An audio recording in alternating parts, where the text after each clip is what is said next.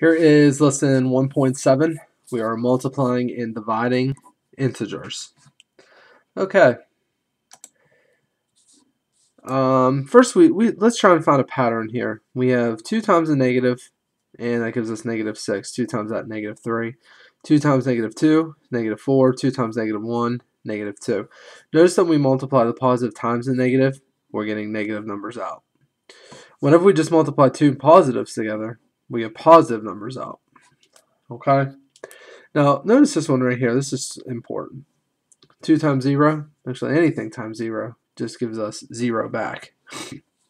Notice that the example holds true for the negatives and the positives whenever we're dividing also. But here's something that's interesting. Whenever we multiplied by 0, we got 0 back. But when we divide by 0, it's something called undefined. We'll get to that in a second. Okay, let's talk about multiplying integers. The product of two integers with the same sign, that's positive. An example of that might be 2 times 2, or 2 times a, or even a times b. These are all good examples of two integers that have the same sign. We could even say -2 times -4. Okay?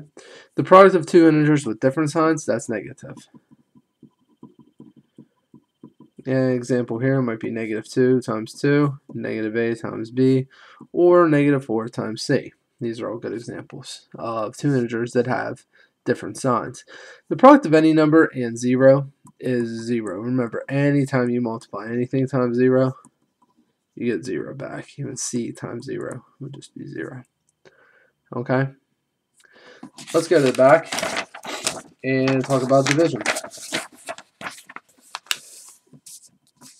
The quotient, remember, quotient is just a word that describes the answer to a division problem. The quotient of two integers with the same sign is positive. Just like whenever we multiply two numbers together, the answer was positive. So 4 divided by 2 is positive 2. -4 divided by -2 is also positive 2. So as long as the signs match, you get a positive answer out. The quotient of two integers when the sign is different, that's negative.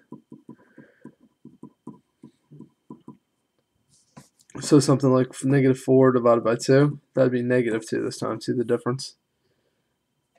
And something like, I don't know, 2 divided by a. As long as one of those is negative, your result out here will also be negative, whatever that may be. Okay? The quotient of 0 divided by any number is 0. So 0 divided by 4, that's 0. 0 divided by any variable would also give you a 0. Alright, and finally, the quotient of any number divided by 0. This was from the front. Remember on the front we had this word undefined? Here's why. Division is really a way of splitting things into groups. So up here, I had, well, I don't really have a good example up here. Let's make a good example down here, up to the side. Let's say I have 9 things, and I want to split those 9 things into 3 groups. There's going to be 3 things in each one of those groups. So here's my 9 things, and I'm going to split them into 3 groups each. Okay? Well, whenever you try to divide by 0, essentially what you're saying is you have, let's say, 6 things, and you want to split them into no groups. Well, if I have 6 things, they have to be in at least one group of 6. You can't have no groups here. So that's why this doesn't make sense, and you just can't do it. That's why we refer to it as undefined. Okay, moving to the bottom, some simple operations. Remember, positive times a negative, that's going to give us a -30. -7 times 8, that's going to give us a -56. Now some division. Negative divided by a positive, so -10 divided by 5, that's -2. Some more division. -72 divided by 9, that's -8. So remember, anytime you don't have matching signs and you're multiplying or dividing, the answer is going to be negative. Okay. X is -32 and y is 8. So let's try number 5. We have negative 64 divided by y, but y is 8. Plug in 8, negative 64 divided by 8, that's negative 8. Okay, here comes a situation where we really have to be careful about our sign.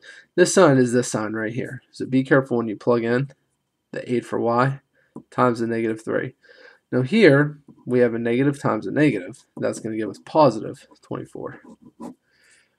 Here's one where we really need to be careful of the signs. We have a negative out front, but then we're going to get another negative once we plug in negative 32. So negative x, but x is negative 32. See how the parentheses separate our negatives, and they keep them in line, and they keep track of them for us. It's important that you use parentheses so you don't get lost. Divided by 8. Remember, 2 negatives will make a positive here, so 32 divided by 8, and that leaves us with 4. Finally, x divided by 0, we don't even have to plug in here because we know anything divided by 0 is undefined. Okay, that concludes lesson 1.7. If there was anything you got lost on or were confused, make sure you go back and rewatch that section, and I will see you in class.